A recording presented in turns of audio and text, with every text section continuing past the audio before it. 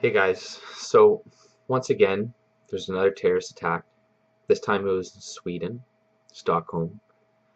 I think about 4 people died, maybe 5 now, and a little bit more than a dozen were injured. The guy, Muslim descent, took a truck and drove it over a lot of people. Now, you know, I don't think we're going to see anybody calling for banning trucks anytime soon, that's for sure. It's kind of interesting how when it's not used with a gun, when a lot of people aren't killed with guns and these types of things, the liberals and these types of people, they can't really, use it. They're not really going to cover it too often because they can't come out with their whole anti-gun narrative. Whereas when you look at the attacks where a lot of these things are happening, is where there's gun-free zones. And if you create a lot of restrictions so people can't get guns in there, they're going to find other means that will create just as much as destruction. So one of the common denominators with these attacks is, Islam, Muslims. You want to put restrictions on guns, on this, on that, but you don't see what's actually, the source of these attacks. Now, the American foreign policy and Western foreign policy in the Middle East has created a lot of hate and resentment. So, it's not always just tied with religion, it is also tied with foreign policy because, yeah, most people are, if you destroyed your whole homeland, with intervention from another country or some other country, destroyed your homeland, like, you'd be pretty pissed off too. And, it would drive a lot of people into extremism, which it has. So, it's just going to continue to happen. And I keep seeing these politicians coming out now, oh, we need to open our doors to even more of them. And it's like, a lot of these people saying this are liberal elites who are living in gated communities that don't have to deal with these consequences. They're fine. They're safe where they are. But, they don't care about the average person. They're pretending to. And, wanting to bring in all these people is just beneficial for them. Because if anything, it's just, it gives them it boosts their ego, it makes them look better to the public if, they're all extending support. But when you look at it, it's like they're not taking these people into their homes. They're not, housing them. So, if they really wanted help, they take people into their own homes. But they're not going to do that. But you just see that I also want to talk about kind of the muted response after this attack. Like, you see it's not a big deal anymore. People are just accepting of it. It happens so often that nobody cares anymore when, these things happen. It's just considered the norm now, and that's not a good thing. That's not a good thing at all. And people seem to wonder, like, why is there a rise in the in the far right in a lot of these European countries? Like, it's not really hard to see if you understand what's really going on. Like, there's a lot of omitting of news that's going on in these countries and hiding of facts. Like, there was Muslim rape gangs going on, for years and years in these countries, Sweden, UK, and they weren't really, there was no media coverage on it. And you look how the UK and these European countries cover when there is a Muslim attack, they'll say Asian. Like, an Asian man did this. Yeah, of course, it's going to skew the results and people are going to get a different impression of what's actually going on. And, a lot of people in Sweden are still in denial after this. They still, are like, bring in more. We're treating them badly. That's why they're acting up. It's like, no. No. It's going to keep happening. It's not going to stop. And, we're going to have to live with the consequences of the actions we have done in the Middle East. And it's going to take a long time to repair this. And, there would be a lot more outrage for this if the media covered this more accurately. Like, they're willing to show you dead bodies of Syrians being gassed, of children washing up on the shore to drive up emotional support for refugees, for bringing in people. But when there's attacks that happen in Sweden and in Western countries, they're not going to show the carnage afterwards, because oftentimes they'll be like, oh, it's going to create Islamophobia, blah blah blah blah. But in reality, it'll just wake people up to the fact, like, hey, they understand that it would make people less willing to have refugees within their country and to accept them. They're not stupid, right? So they're going to keep omitting this stuff. They're not going to show it because they don't want people to make emotional connections to the Syrians and refugees, but not to the people within their own country. So this is going to continue going on with the media. It's not going to stop. And people just need to start trying to research it more themselves and to not believe the narrative that is being fed to you from the right-wing media or the left-wing media. They all have their own agenda. They all have, you need to look at source material yourself, try to figure it out, try to, you got to know where to look as well. That's hard to figure out. But, there's a lot of source material out there. And sometimes you can't just read the headlines, and you got to read the whole article, because the headlines will often be deceptive, and when you read the article you'll see that they contradict the headlines a lot of the times. So that's also important. But Sweden, these countries are having massive issues with immigration. Trump was right when he said Sweden had a problem. You wonder why the media isn't covering this much, because it would just kind of validate what he said. And they came out when he did talk about it, and they're like, oh, there's no issues with Sweden, there's nothing wrong with Sweden. But people are starting to wake up. They're starting to realize, like, hey, these countries that have taken in vast numbers of these people are having issues. And even when it's not a refugee committing it, and it's a naturalized citizen or somebody who's immigrated there legally type thing, and they're also Muslim, like, there's a correlation between their religion and their actions. So people are saying, like, oh, well, he's not a refugee, he's illegal. But that's kind of irrelevant if they all have the same belief systems. Like, why did he do it? What drove him to this action? Most other religions don't blow themselves up. They don't have, because there's not martyrdom within their religion, right? There's a few other ones, but it's very prominent within Islam.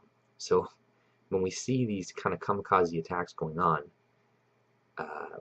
we should be able to tell that it has a correlation with Islam, because most people, if it didn't have a correlation with Islam and were just mad about the intervention with Western policy in their countries, they wouldn't be like blowing themselves up. They try to like kill soldiers and be more strategic about it to try to save their manpower and to have more of an impact.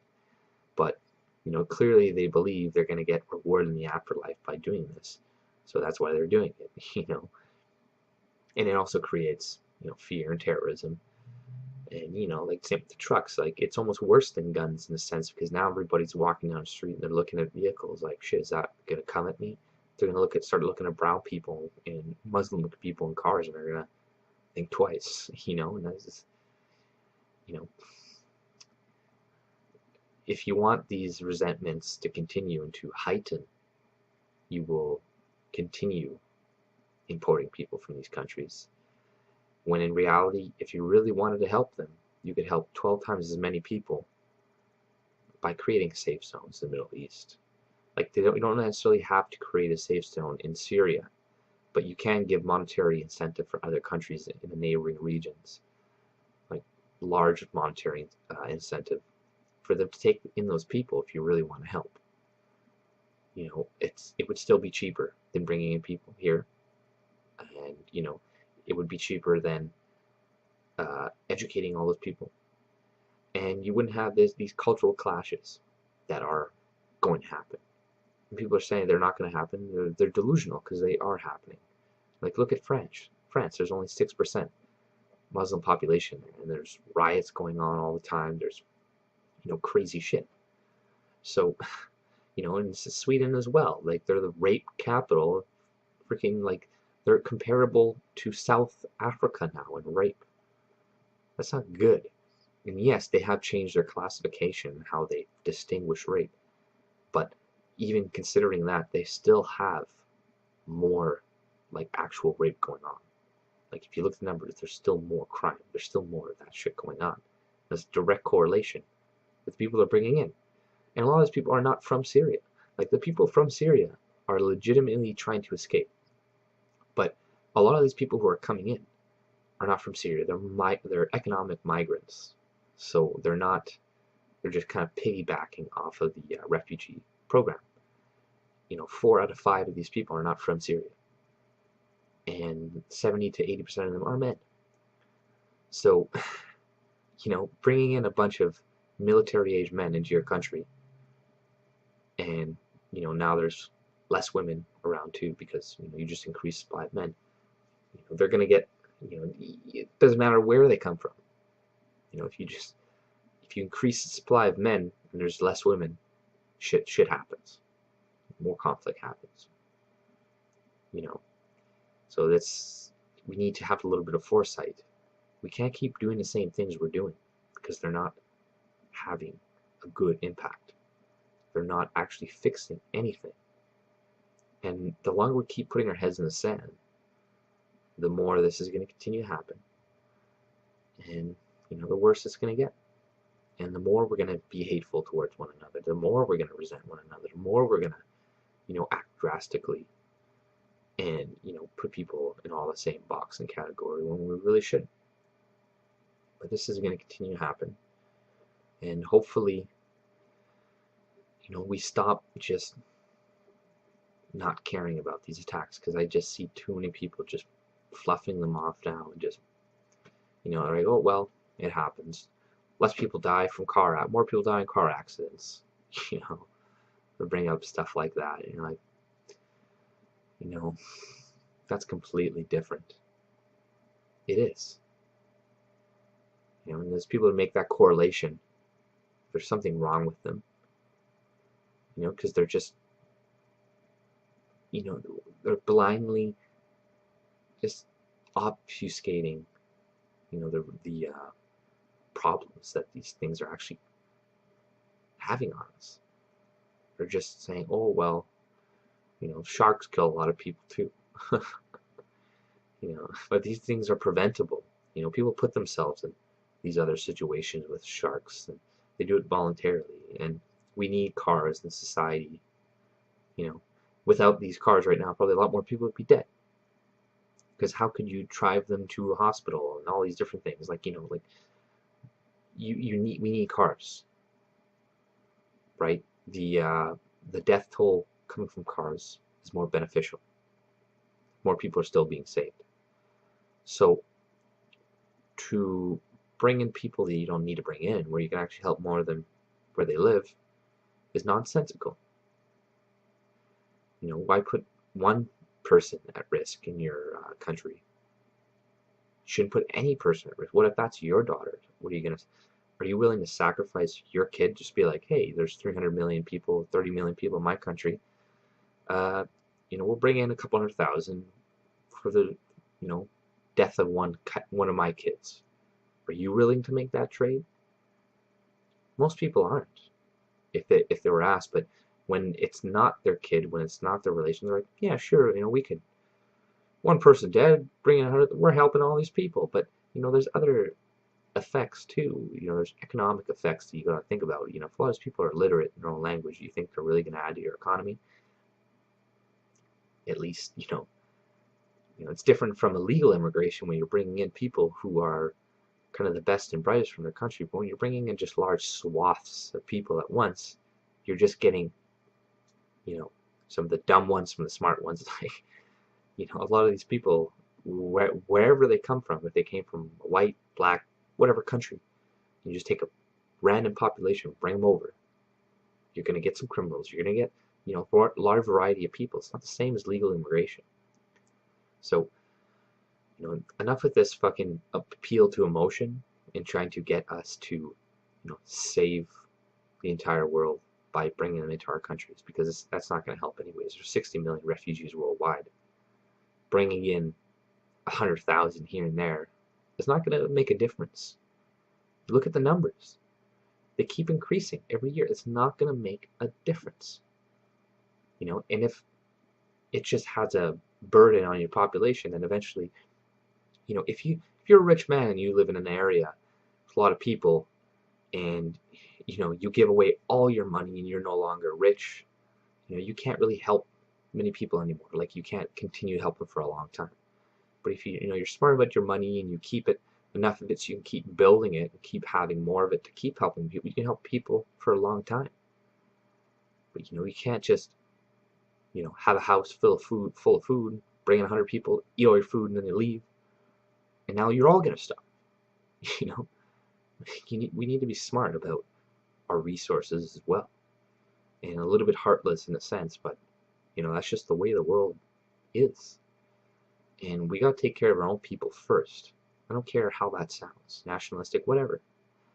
Our own people come first, and then we can help the rest of the world. Like, obviously we need to stop intervening in the Middle East, first of all. Like, that's a big problem. But you also can't invade a country and bring those people into your country at the same time, because that's just dumb. Like, you don't think some of those people are going to resent you? Because they will. You just bomb the fuck out of their country, I don't know, but hopefully we all wake up, and if you like my content, subscribe and have a great day.